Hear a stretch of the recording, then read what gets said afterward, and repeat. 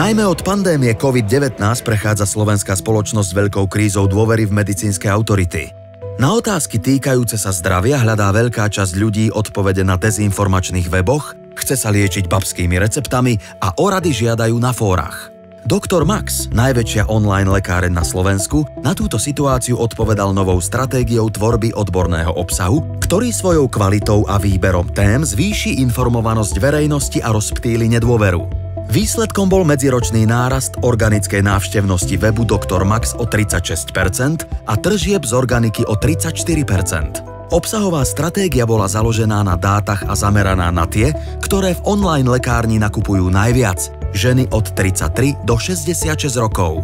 Podrobné analýzy vyhľadávaní našej cieľovej skupiny na Google vyvrátili mýty o tom, čo ženy zaujíma najviac. Ženy v skutočnosti trápia témy ako depresia, stres, kvasinková infekcia, bolesť v podbrušku či úzkosť. Pod dohľadom odborníkov, lekárov a farmaceutov sme navrhli, napísali a publikovali 74 článkov, všetko s ohľadom na kvalitu, odbornosť a zdroje tak, aby sme splnili aj prísne kritéria EEIT v rámci YMYL segmentu a získali si dôveru aj algoritmov Google. Obsahové aktivity sme podporili on-page SEO prácami a budovaním spätných odkazov.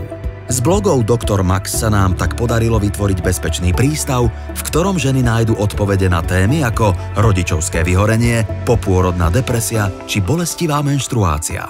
Okrem toho sme čitateľkám priniesli aj koncept rozhovorov Beauty Talks, ktorý inšpiruje tipmi a radami od obľúbených influenceriek. Začali sme v článkoch aktívne používať videá. Takto vznikol aj videoseriál Cesta k rodičovstvu s gynekologičkou doktorkou Petrou Strakovou. Výsledky z organickej návštevnosti prekonali naše ciele. Celková organická návštevnosť webu sa zvýšila medziročne o 36%, hodnota organickej návštevnosti podľa Ahrefs o 46,9% a počet kľúčových slov v Google o 7457. Poctivosť sa vypláca. Dôkazom toho je aj medziročný nárast počtu transakcií o 32% a tržieb o 34%. Slovami klienta, obsah vytváraný agentúrou Visibility nám pomohol dosiahnuť výborný výsledok v organickej návštevnosti a zvýšil celkovú kvalitu článkov, ktoré publikujeme.